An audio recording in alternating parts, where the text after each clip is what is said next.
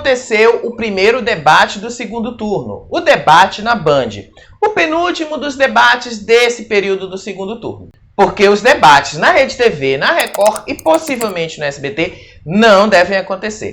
Mas esses debates aí a gente vai falar depois. O debate da Band é muito importante porque ele é o primeiro e é o que vai levantar muitas discussões por mais de uma semana. E esse debate é tão importante que a própria Band teve uma audiência recorde para o horário. Exibido entre as 20 e 21h45, o debate teve média de 11,8 pontos e pico de 14,5. Chegou a liderar a audiência em vários momentos e deixou a Record e o SBT comendo poeira, além de fazer a Globo ter uma canseira no horário. Por ser muito importante, o debate da Band trouxe esse confronto direto. Lula se esforçou para falar além de sua bolha. Bolsonaro, por outro lado, permaneceu em sua zona de conforto. E como a gente já vem afirmando em outros vídeos aqui do nosso canal, analisando todo esse cenário, a gente já disse que o Bolsonaro ia se voltar para a pauta de costumes e levar o debate para o esgoto do conservadorismo.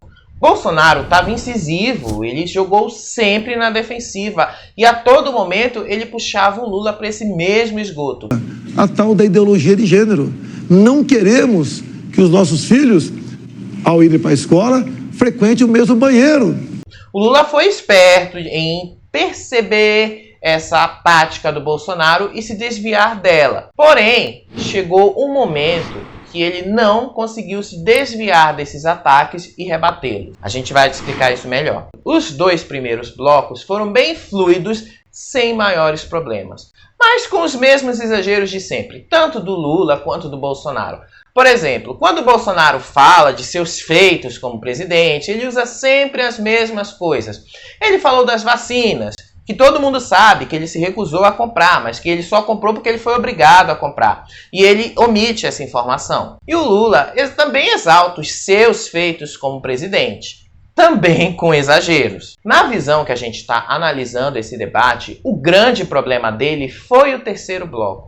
E foi ali que Lula caiu na isca do Bolsonaro. Ainda que não tenha sido algo tão grande ou capaz de modificar as coisas, de mudar o jogo, foi um vacilo. Nesse bloco, o Bolsonaro arrastou o Lula para discutir o Petrolão, sendo orientado pelo Sérgio Moro. A estratégia do Bolsonaro foi muito clara. Ele queria fazer o Lula perder tempo se explicando sobre o Petrolão e se defendendo do Petrolão, enquanto ele ficava com um tempo poupado. Essa estratégia deu ao Bolsonaro uma vantagem de 7 minutos. Nesse tempo, Bolsonaro conseguiu jogar o restante do debate na pauta de costumes e do conservadorismo característico dele. Ele também meteu a religião no meio, meteu Venezuela, meteu Daniel Ortega e vários outros nomes para tentar associá-los com o Lula. Ao mesmo tempo que ele não conseguiu tal feito, porque são nomes e realidades muito distantes do Brasil. Mas não dá pra gente dizer que o Bolsonaro se saiu bem no debate também. Ao longo do debate, o Bolsonaro teve vários problemas em se defender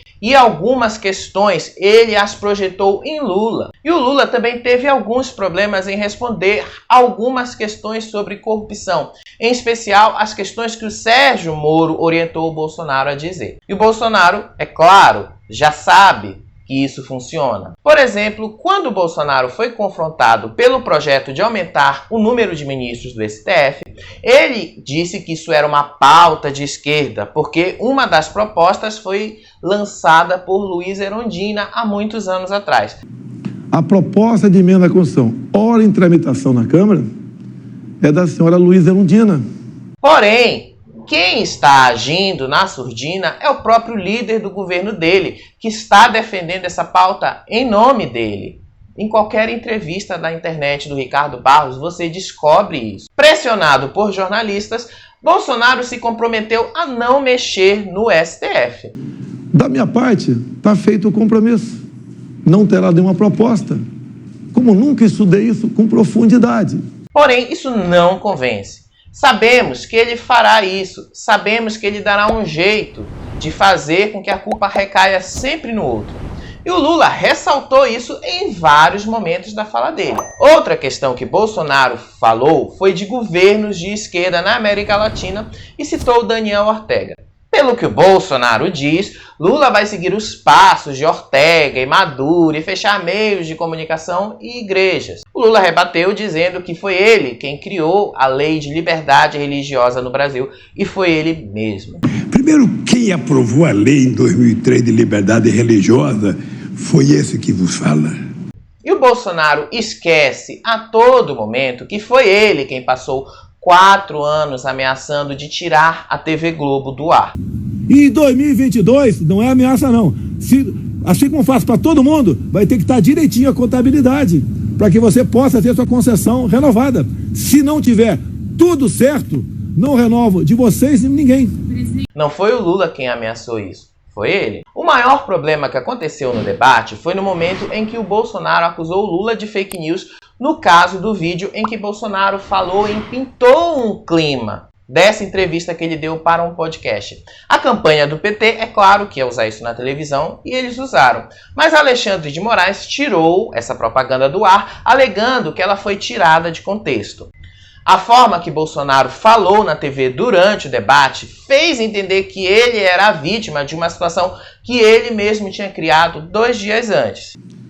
O senhor Alexandre de Moraes dá uma sentença contrário a essas fake news, essas mentiras. E na prática, foi isso mesmo que aconteceu. O Bolsonaro também ele tem problemas com pessoas mais humildes, porque um dos maiores problemas dele foi associar moradores do Complexo do Alemão com bandidos. O círculo de amizade dele aqui nas comunidades não é o povo trabalhador, são os traficantes.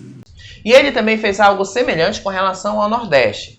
Não que seja uma novidade ele fazer essas coisas, isso já era esperado.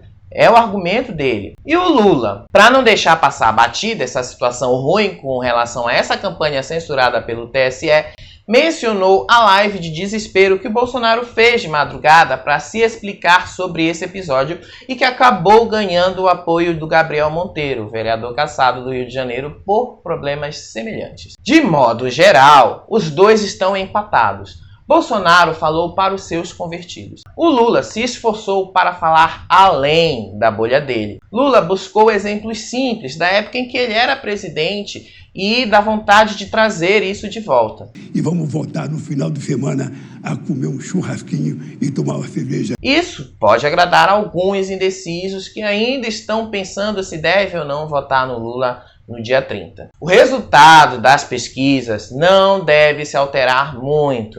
Bolsonaro deve ganhar alguns votos, mas talvez ainda não seja o suficiente para virar o jogo. O debate da Band é o penúltimo antes da eleição. A Record e a Rede TV vão descartar debates e o SBT provavelmente deve manter. O Lula não confirma se ele vai ao SBT e ele procura se concentrar nos mais importantes. O da Band, por ser o primeiro, e o da Globo, por ser o último. E esse deve ser o debate que pode mudar muita coisa, como aconteceu no primeiro turno. E por enquanto, é isso o que veremos nos próximos dias. Esse empate, esse 0-0 ou esse 1-1, como eu vi vários colunistas falarem por aí. E tá mesmo nesse nível, os dois ainda estão muito empatados.